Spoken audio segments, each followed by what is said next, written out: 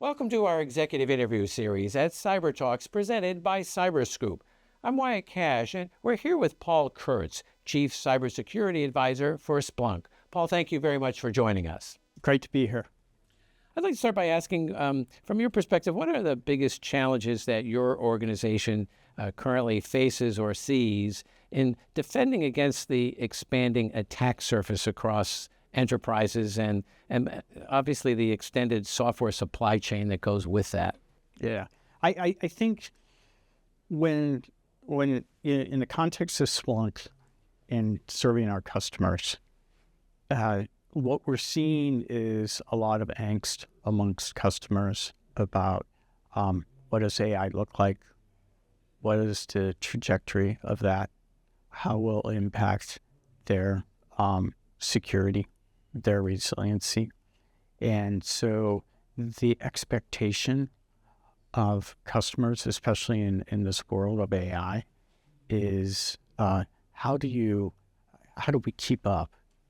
How do customers leverage AI effectively to make sure their security and resiliency is as robust as possible? And what's, I think, fascinating about this, if we were to roll back the clock, not even a year, we wouldn't necessarily have this discussion that we're actually having now. Things are, the momentum of AI is rolling forward rapidly. And so customers are, they're anxious. They want help. They need help. And we are, fortunately, in the context of Cisco and Splunk coming together, we're in a good place to help.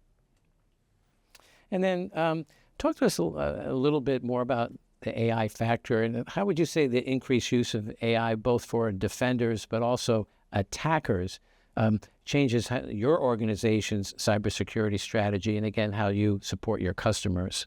Yeah, I think I just gave a presentation a little bit ago, and I talked about an AI-driven 9/11, and that's really doom and gloom. But I do think it's important to outline what that might look like.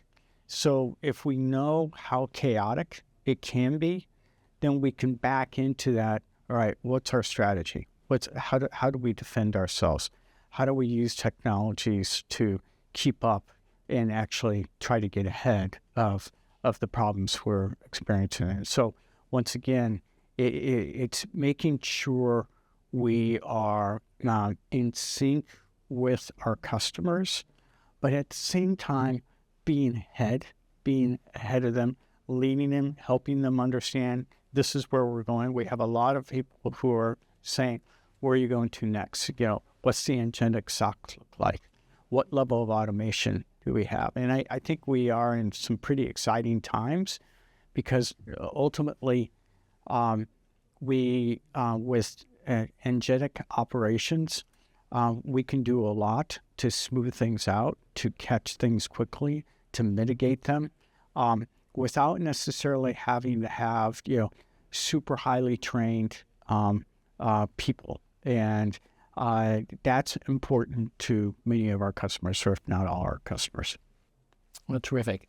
Well, Paul Kurtz, thank you so much for joining us here at Cyber Talks. Yeah, thank you. Pleasure.